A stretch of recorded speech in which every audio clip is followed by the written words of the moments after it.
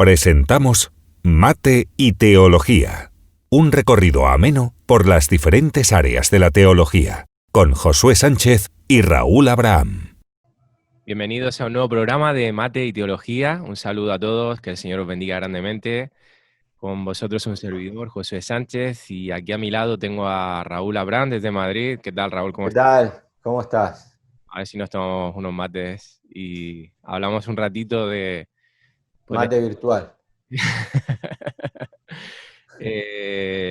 bueno, para los que se incorporan por primera vez y también para los que nos andan siguiendo, como sabéis, estamos hablando de escatología bíblica y concretamente llevamos ya, este es el 9º programa, si no me equivoco, llevamos 8 Sí, programas ya, este es el 9º y pues estamos hablando del arrebatamiento y concretamente de una teoría o doctrina que compete con ese evento bíblico, que es el traslado parcial de la Iglesia.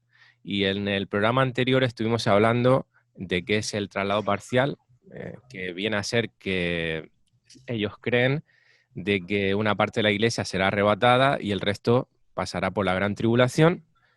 Ellos creen que los que se irán son los que espiritualmente están velando y esperando al novio, con deseo de su venida, y los que no se quedarán. Y todo eso basado básicamente en Lucas 21:36, que lo estuvimos leyendo, que decía: velad pues en todo tiempo orando, que seáis tenidos por dignos de escapar de todas estas cosas que vendrán. Y también hablamos de Mateo 24:25, de la parábola de las 10 vírgenes, y hablamos de que estos textos en realidad hacen referencia a la segunda venida y no al arrebatamiento. Entonces están sacados de contexto y dan lugar a esta doctrina. Ahora bien, la cosa no queda aquí. No solamente están mal interpretados estos textos, sino que además creer esa doctrina contradice a otras doctrinas principales de la Biblia, como la doctrina de la gracia, por ejemplo, ¿no, Raúl? Entonces vamos a... sí, Sí, sí, si quieres decir. vamos, sí, o sea, no solo a esa, sino la idea hoy es ver cuáles son todas esas doctrinas que inconscientemente las personas que creen en un traslado parcial contradicen otras propias doctrinas que ellos enseñan. Claro, Eh, y con esto volver a aclarar, ¿no? Que cuando hablamos de esos textos de velad y esperad, a pesar de que se aplica a esos señales de la segunda venida, no del arrebatamiento, vuelvo otra vez a repetir, no significa que la iglesia no debe orar, claro, pero aún un fruto de que alguien es iglesia es que uno aguarda la segunda venida, uno aguarda el arrebatamiento, mejor dicho, que segunda venida. O sea, es como esa novia que esperaba que el novio vuelva después de ese año de preparar morada. La novia aguardaba la venida del novio y una consecuencia de haber sido novia, o de ser la novia del Cordero, es que la iglesia aguarda su venida en arrebatamiento sin tener parte ni arte en lo que es la segunda venida en gloria, que es cuando Cristo venga como juez y no como novio. claro, si no aguarda la venida es porque realmente no hay un amor genuino, una pasión, ¿no?, por el novio. Entonces es contradictorio. Eh, bueno, pues si quieres vamos a empezar a desarrollar, pues a hablar de esas doctrinas que contradicen, ¿no?, esta doctrina del traslado parcial. Antes de darte paso, Raúl, me gustaría recordar que todos los programas están grabados en podcast y en audio y en vídeo. En nuestra página web Radio Paz, que la dejamos aquí abajo, podéis visitar, y si no habéis visto algún programa o si queréis recordar alguno de ellos para entender un poquito mejor lo que vamos a estar hablando hoy, pues que podáis verlo, que podáis escucharlo, ¿vale? Ya sin más te dejo. Muy bien, vamos con la primera. La persona que cree en un traslado parcial quita valor, de hecho quita todo el significado, me atrevería a decir, a la palabra, por ejemplo, justificación. Justificación es declarado justo. Todo aquel que es novio, todo aquel que es iglesia es declarado justo, y en términos más entendibles, justificación es que Dios te ve como si nunca hubieras pecado, porque te ve a través de Cristo. Entonces, ¿cómo voy a decir que Dios está mirando a alguien como si nunca hubiera pecado y al mismo tiempo, porque no está esperando con pasión, velando, va a ser parte de esa tribulación? Entonces ya hablar de un traslado parcial quita valor a la palabra justificación, que Dios me ve, repito, como si nunca hubiera pecado. Sigo siendo pecador mientras estoy en este cuerpo, pero la sangre de Calvario, el consumado es el filtro que le permite al Padre vernos como si nunca hubiéramos pecado, y por eso podemos acercarnos confiadamente, entre otras cosas, al trono de la gracia.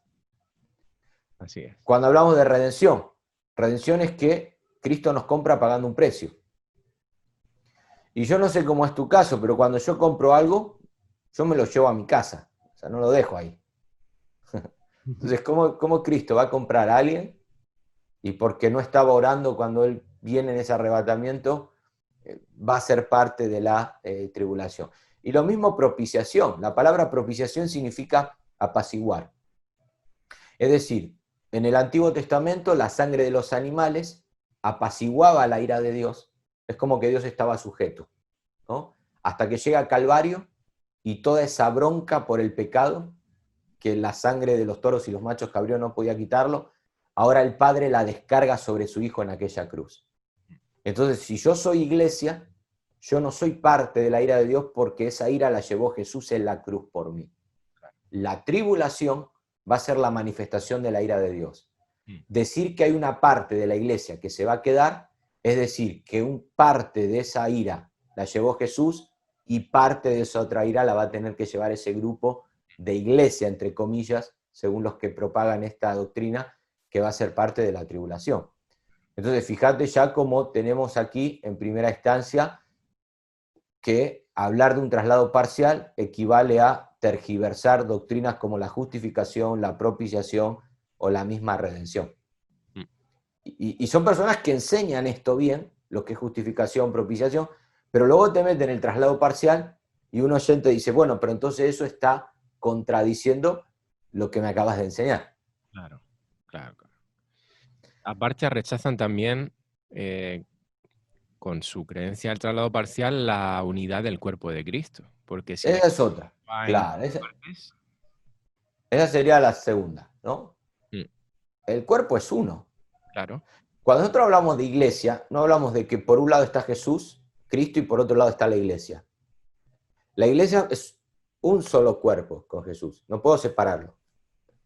Entonces no es que en el arrebatamiento se va un grupo y otro grupo queda ahí, queda suelto.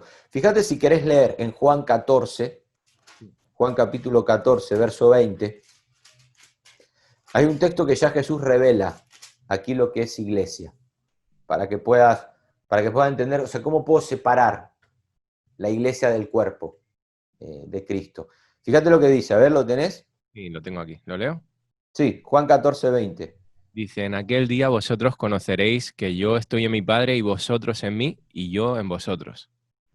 Hay una unión, o sea, está hablando del día de Pentecostés, en aquel día, el día de Pentecostés, unos días después de su ascensión. Jesús en el Padre en él, pero también dice, ustedes en mí y yo en ustedes, o sea, es uno. No puedo separar esa unidad. Entonces, al final de todo, vamos a llegar al programa de hoy a la conclusión de que el que pasa la tribulación es porque no es iglesia. Al menos en ese momento, porque luego podríamos entrar en un tema de soteriología y hablar un poco de lo que es la apostasía, ¿no? Y poder entrar más en detalle, que creo que no tiene mucho que ver con la escatología, pero tenemos que llegar a esa conclusión de que en el arrebatamiento se va a la iglesia y el que se queda a la tribulación es porque no es iglesia y no será iglesia nunca, a pesar de que crean esos 7 años. Creo que esto también a lo mejor es importante charlarlo, al menos 2 minutos. Los santos del Antiguo Testamento que van a resucitar al final de los 7 años no son iglesia. Por eso Jesús está diciendo, en aquel día vosotros conoceréis futuro. Deja a un lado todos los del Antiguo Testamento y habla del día de Pentecostés. ¿Qué es iglesia? Ustedes en mí, yo en ustedes. ¿Qué es iglesia? Lo que dice Primera de Corintios, capítulo 12, cuando Pablo está hablando a los corintios, y dice en el versículo 13, porque por un solo espíritu fuimos todos bautizados en un cuerpo, sean judíos o griegos. Somos bautizados en un solo cuerpo. Entonces, el que no es parte del arrebatamiento, no solamente que no es iglesia en ese momento, sino que a pesar de que crean los 7 años de tribulación, tampoco será iglesia. Será un creyente de los invitados a las bodas del Cordero, será esa multitud de ropas blancas que Juan vio en el capítulo 7 del libro de Apocalipsis, con palmeras en sus manos, de fiesta, disfrutando de la presencia de Dios, pero iglesia como novia tiene que ver en esta dispensación que es la dispensación de la gracia, donde el arrebatamiento pone fin a esta dispensación, y a pesar de que gracia hubo siempre, hoy iglesia es ese misterio que Jesús reveló, que comenzó el día de Pentecostés y culminará en su venida en cuanto al arrebatamiento. De esas diferencias entre los invitados y la iglesia hablaremos más adelante, entiendo, ¿no, Raúl? Claro, cuando toquen las bodas del Cordero, o sea, ya llegando al final, en Apocalipsis 19. Pero ya es bueno ir mencionando, porque, vuelvo a repetir, el tema es que los que no son pretribulacionistas dicen, está mal la teoría pretribulacionista porque enseña que la iglesia va a tener una segunda oportunidad en la tribulación. No, no va a tener segunda oportunidad. Para la iglesia hay una oportunidad y es ahora. Cuando Cristo venga ya, para esas personas que se hayan quedado, será su oportunidad, pero no su segunda oportunidad, porque no fueron iglesia. ¿Me explico? Entonces no da lugar a una segunda oportunidad. Entonces ahí tenemos otro de los puntos porque la doctrina del traslado parcial contradice doctrinas relevantes como estas que estamos charlando. También la Escritura dice que tendremos galardones y ellos también lo confunden esto, ¿no? Sería otra de las cosas que Sí, contradictorias. podemos, exacto. Cuando vamos, la salvación no es un galardón, perdón, la salvación es un galardón por gracia, no por obras, pero luego hay otro galardón que es por obras, que es el del tribunal de Cristo. Entonces, este grupo confunde este tipo de galardones. O sea, la salvación es un regalo que es la gracia de Dios, el medio es la fe, cuando esa convicción de pecado llega y uno direcciona esa fe en la persona de Jesús. Pero luego el tribunal de Cristo, que estaremos hablando en otro programa, es un evento aparte, donde uno será galardonado conforme a la intención de sus obras. Claro. Ahí sí serán juzgadas mis obras. En la salvación no son juzgadas mis obras, sino que mis obras son la evidencia de que he sido salvo.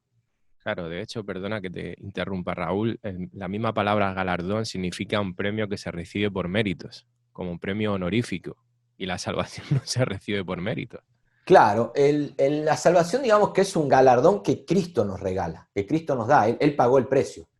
Un premio, o sea, es un don inmerecido. Exacto, Don sí. inmerecido es la palabra más correcta. Claro, y aclaro, con esto estoy diciendo que la iglesia no debe obrar. En Efesios capítulo 2, nosotros vemos cómo Pablo habla de lo que es la salvación, el medio de la fe, que es por gracia, pero luego en el versículo 10 dice que hay obras que Dios preparó de antemano para que caminésemos en ellas, obras.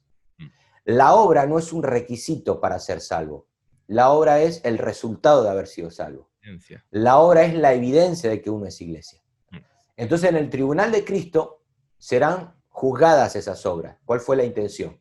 Pero la salvación en sí es un regalo que solamente la gracia de Dios la hace posible.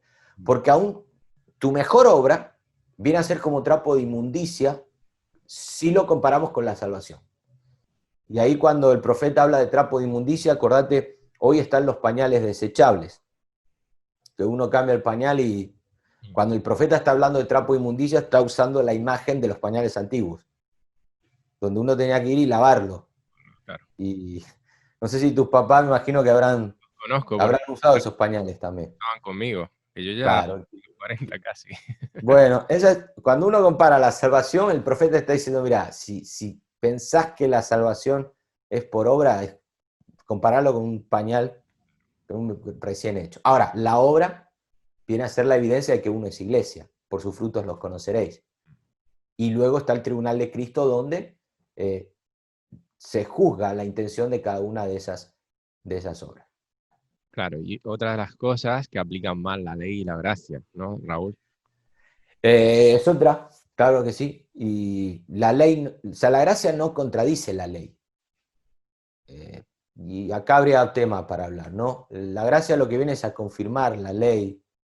Y cuando nosotros hablamos de la gracia de Dios, otra vez, gracia no es libertad para pecar. Ellos dicen, no, los que creen que toda la iglesia será arrebatada es un riesgo porque pueden llegar a descuidar su salvación, a vivir a su manera. Al final la gracia te hace libre del pecado y no te da libertad para pecar, que es diferente.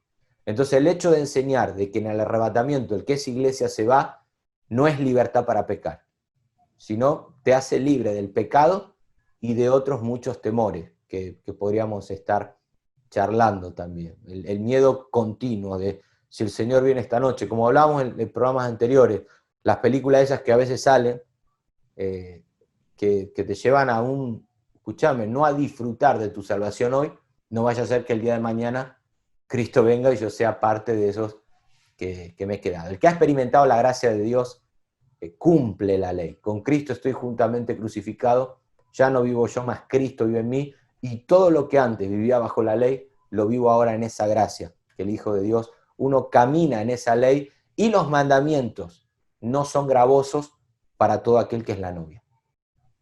Así es. Y nos queda alguna cosita más. Por ejemplo, ellos no distinguen entre Israel y la iglesia, y es muy importante esa diferencia. Claro. En el texto que vimos antes, por ejemplo, Mateo 24 y 25, ahí el epicentro es Israel, no es la iglesia. Claro. Y esto es importante diferenciar, o Lucas 21 también, a pesar de que hay textos, por ejemplo, que se pueden aplicar a Israel y a la iglesia, hay otros textos que no, que son exclusivos de la iglesia y otros textos que son exclusivos de Israel. Y ahí está donde entra la hermenéutica del lector, del oyente, del estudiante. O sea, saber separar por qué las 10 vírgenes no son la iglesia. ¿Por qué esa generación de Lucas 21 no habla de la iglesia? ¿Y por qué ese otro texto que dice que tu ira no te agarre ni en invierno ni en día de reposo, por qué ahí habla de Israel y no habla de la iglesia? Entonces, cuando vamos a la Biblia, aun cuando estudiamos profetas, hay profecías que son para Israel, se cumplieron en Israel, y hay otras que se van a cumplir para Israel. Y yo sé que esto a veces lleva al oyente a decir, bueno, entonces tengo que agarrar la Biblia y ver qué es para Israel, que sí, y hay versículos que sí. La hermenéutica sana te va a llevar a interpretar esos textos, como bien venimos diciendo, dentro de su contexto. Y es un uso muy común, ¿eh? Esto precisamente pasa, está mal, pero se suele hacer mucho, es muy habitual. Mirá, te pongo un caso para que podamos interpretar. Un texto que se usa mucho. Fíjate en Romanos capítulo 11, si querés leerlo, versículo 29. Romanos 11, Para que veas qué importante es diferenciar. Está hablando de Israel, está hablando de la iglesia. ¿Lo leo? Sí, Romanos 11, 29. Y dice, porque irrevocables son los dones y el llamamiento de Dios. O sea, ¿cuántas veces hemos escuchado ese texto para el creyente? Sí. Y te dan ganas de rasgarte las vestiduras, porque si lees el versículo 28, que es el anterior, dice, así que en cuanto al evangelio, son enemigos por causa de vosotros. Está hablando de Israel. Pero en cuanto a la elección, son amados por causa de los padres. Está hablando de Israel. O sea, hay una promesa en Abraham, Isaac y Jacob, que son esos padres, porque irrevocables son los dones. ¿Cuáles son los dones? Los del capítulo 9 de Romanos, los regalos que Dios le hizo a Israel. La ley, los profetas, los patriarcas, aún Cristo mismo vino. Y eso es irrevocable para Israel. O sea, Dios nunca se lo quitó, a pesar de que Israel fue un pueblo rebelde y contradictor. O sea, esos dones tenemos que leer desde el capítulo 9 para poder entender. Eso para Israel es irrevocable. Y el llamamiento del que habla ahí es el llamado que Dios hizo en Abraham, Isaac y Jacob. Eso es irrevocable. Sí. O sea, Israel hasta el día de hoy, a pesar de que, como bien explica Pablo en todo Romanos capítulo 10, fue un pueblo rebelde y contradictor, Dios nunca le quitó ni esos dones, ni tampoco la elección como pueblo de Dios. Entonces ahí tenés un texto, Romanos 11, 29, que como dijimos el otro día, aún la parábola de los talentos. ¿Cuántas veces hemos escuchado la parábola de los talentos aplicada a la iglesia? Hermano, no entierre su don, cuando está hablando de recursos que Dios le dio a Israel, que hubo un remanente que supo producir esos recursos y otro gran grupo que no. Y cuando llegó el día del juicio, vemos lo que sucede cuando el Señor volvió después de aquel viaje y valoró qué había hecho uno y qué había hecho con esos recursos. Y luego encontramos también, claro, ellos con todo esto entienden o están dentro de esa escuela de interpretación de la que estuvimos hablando en programas anteriores, escuela post-tribulacionista, que es la, como tú dices, la más heavy, ¿no? ¿Sí? Claro, ¿por qué? Porque si hay una iglesia que pasa la tribulación, entonces estás dando lugar al post-tribulacionismo, porque decís que va a haber iglesia en la tribulación. Entonces, inconscientemente, no lo están diciendo, pero lo están diciendo. Claro. Porque digo, bueno, entonces la tribulación va a haber iglesia, sí, va a haber iglesia, te dicen, bueno, entonces sos post-tribulacionista. Postulate por una teoría pre, medio, post, y luego hablamos. Pero no enseñes pre-tribulacionismo si crees que en la tribulación va a haber iglesia. Entonces más vale enseñar la post-tribulacionista y metes a las vírgenes y metes a todo este grupo también, Claro. dentro de esos 7 años. Claro. Ya. Y por último, ya no nos queda demasiado tiempo. Ellos, al creer en esto del traslado parcial, no se benefician de la adopción de un hijo de Dios. Claro. Tenés ahí Romanos, estás en Romanos, ¿no? Tengo aquí. Fíjate en Romanos capítulo 8, verso 16. Lee el 15 y el 16 si querés. Romanos 8, verso 15 y Sí, 16. mira, dice, pues no habéis recibido el espíritu de esclavitud para estar otra vez en temor, sino que habéis recibido el espíritu de adopción, por el cual clamamos Abba Padre. El espíritu mismo da testimonio a nuestro espíritu de que somos hijos de Dios. Claro. Fíjate que primero habla de que hemos sido adoptados como hijos para no vivir en temor. Es un error creer que soy hijo de Dios, pero al mismo tiempo estar en temor. ¿Cómo sé que soy hijo de Dios? Porque el Espíritu da testimonio a mi espíritu. Ese testimonio no es una vocecita interior que te dice eres hijo de Dios, eres hijo de Dios. Ese testimonio, según todo Romanos 8, es la obra que el Espíritu Santo está llevando a cabo en mi vida. Si yo veo reflejada esa obra que el Espíritu Santo está llevando a cabo, yo soy parte del arrebatamiento y no debo vivir en temor. Si yo veo la obra que el Espíritu Santo está haciendo en mí y vivo en temor, entonces no me estoy beneficiando de esa adopción de la cual Pablo hace referencia en el versículo 15. Entonces, cuando uno analiza la vida de uno y ve que no es el mismo de hace 5 años atrás, ve que ha habido una transformación, como Pablo viene hablando, un cambio de mente en el capítulo 8, hay un cambio aún en el andar diario, uno anda en el espíritu y no en los frutos de la carne, es un testimonio que el Espíritu Santo da a nuestra vida de que somos hijos de Dios y por lo tanto no es motivo para un temor. O sea, no me tiene que llevar a creer que si el Señor viene y esa semana no me congregué, me quedo, ¿no?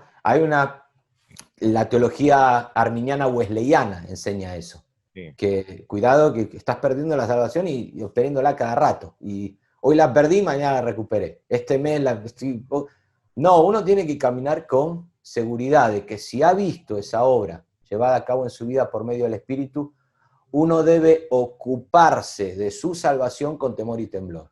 Ocuparse, no temer. Uno se ocupa de esa obra que el Espíritu está haciendo en uno, uno se ocupa con ese temor reverente a Dios, en el cual aborrece el pecado, uno se ocupa con ese temblor, como dice el profeta Isaías, que tiembla ante la palabra de Dios y descansa tranquilo, que la salvación está en las manos de Dios y no hay una tribulación para aquellos que creemos en una posición pretribulacionista. Que el día de mañana hay un post-tribulacionismo, de acuerdo, pero eso no nos tiene que llevar hoy a vivir en temor. Así es. La verdad es que esa doctrina arminiana, al final, tu seguridad de salvación reposa en tus emociones, ¿no? Y es muy peligroso eso porque no todos los días uno se encuentra de la misma manera y no puede ser así. Uno tiene que estar seguro de su salvación independientemente de cómo te encuentres ese día Por lo tanto, bueno, yo creo que más adelante tocaremos un poquito ese tema, ¿no? Del arminianismo en otro, cuando desarrollemos otras áreas de la teología. La soteriología, La sí, soteriología, ¿no? entraría ahí. La salvación, ¿no? Ya vamos a terminar porque nos queda ya nada. En el siguiente programa vamos a seguir hablando del arrebatamiento. Más que nada por qué escogemos esa escuela pretribulacionista, ¿no? Y no el resto de escuelas. Yo creo que vamos a fundamentar, pues, bíblicamente el por qué es la más correcta, aunque por ahí puede ser que veamos algunos puntos posiblemente débiles, pero por qué es más el peso de por qué escoger esta escuela antes que las otras dos que hemos estado hablando, la MIDI y la post-tribulacionista. Ya en Sí, el... vamos a ponerle base bíblica. A lo Claro, que estamos viendo hay que ponerle una buena base sin descartar las otras dos. Volvemos a repetir esto. exactamente. Bueno, pues lo dejamos aquí, recordándole a nuestros amigos que mañana estaremos a las 7 de la tarde de nuevo con todos vosotros en horario español, y que todos los programas están grabados y conforme se van emitiendo los vamos subiendo. Así que ahí los dejamos en nuestra página web www.radiopaz.es. Y os emplazamos ya a mañana a que pues estéis con nosotros pasando este buen rato. Que el Señor os bendiga grandemente. Chao, chao.